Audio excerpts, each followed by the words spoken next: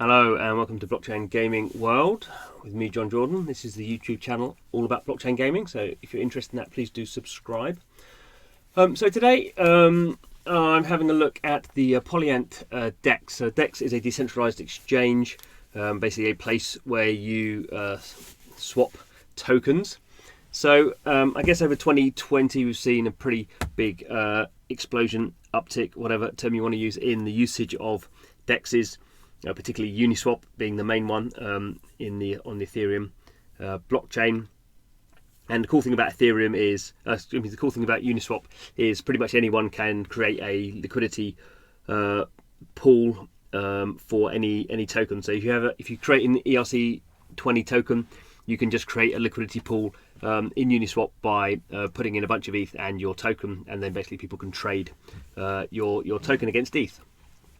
So there's been lots of other ones. There's been Curve, which is just mainly about stable coins, and Balancer, which allows you to put have multiple tokens, more than 2 tokens in a liquidity pool. Lots of other ones as well. But this is interesting, I guess, in the sense that I've heard this idea being kicked around for a few years. But this is a DEX which is kind of limited in a way, which is maybe not a bad thing, because Uniswap now is quite difficult to navigate because there's thousands and thousands of tokens, and it becomes quite difficult to know which are legit ones and which aren't, and all this sort of stuff. So Polyient, as you can see here at the bottom, Polyient Games are a part of this venture capital system, and they have a particular interesting games. They've been doing some investing in games for a while, and they've been trying to build out this kind of they're building out a wider platform, of which this is I guess a part. I don't know how big a part. But I think it's kind of interesting to look at. The basic thing here is we have the ability to swap. So as with Uniswap, you can swap tokens, or you can pool tokens. And the reason you would pool tokens is you would get a cut of fees. So for Uniswap, any token swap you do, there's a fee of 0.3%, and that's shared between the people who put the value into the liquidity pool in the first place. But what's interesting here is you can see as with kind of Uniswap, anything running on Ethereum, you can see kind of ETH is the kind of drop down default, and I've connected to this DEX just with using a MetaMask account. I think you can connect with other ones, but MetaMask is as ever is the thing people use the most. But if we go to select token, we can kind of get an idea about what they're trying to do here. And I don't know if this is genius or if this is just really stupid. Probably a bit of both. But what you can see here, so obviously ETH, you can see I've got a bit of ETH there, and say I want to swap my ETH, and these are the only tokens available.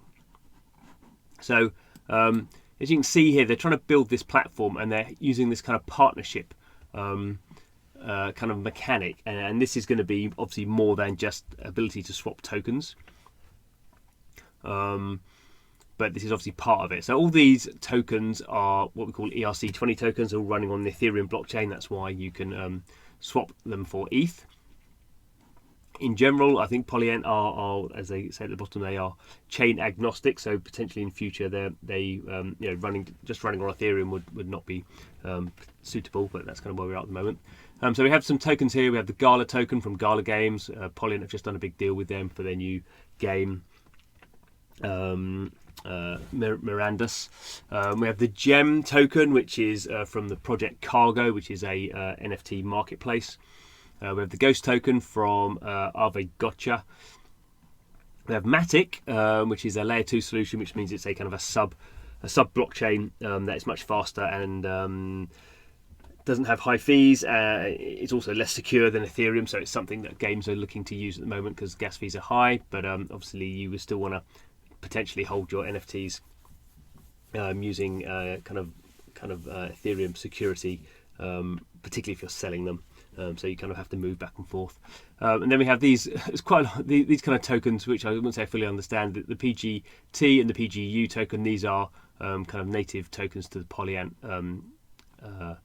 ecosystem. And then we have SLP, which is Axie Infinity's Small Love Potion, again another partnership token. And then we have these more general tokens, so we have Uniswap and USDC which is stable coin. Then we have WETH, which is a wrapped version of ETH, and then I have no idea what XPGFK is. Again, another Polyient one. I think it's some sort of bridging token. I don't know. But anyway, you can kind of see. In some ways, this is useful.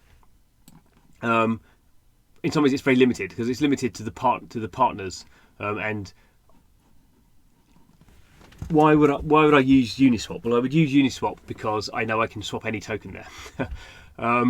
So why would I use Polyant if I know it's only got these specific tokens? Well, if I knew it was cheaper to use than Uniswap for these particular tokens, then I might be all over it. But it seems to be in and of itself quite limiting. Now, obviously, this is very early stages, and it seems like here.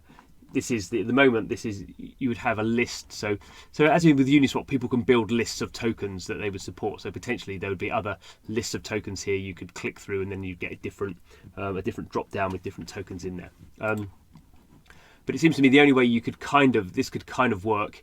It could obviously work as part of a bigger ecosystem where you're kind of doing things like kind of maybe NFT trading and other kind of marketing and reward structures and that sort of thing. That could be cool. But basically, to get this liquidity stuff to work, I think you're going to have to a lot of this stuff is going to have to be incentivized. So this is what we call yield farming, and this has been very popular in the DeFi space. Obviously, Uniswap gave away loads of its Uni tokens, which encouraged people to go around using other DEXs as well in the hope they would get some of these tokens, which has actually happened with people like One Inch who give away some tokens as well and things like that. So there are ways of building liquidity and usage around this. So it's not a terrible thing to do, I don't think, and it's not. But it's not the first thing you would do, and I think there is some complexity around this. So it'll be interesting to see how it pans out.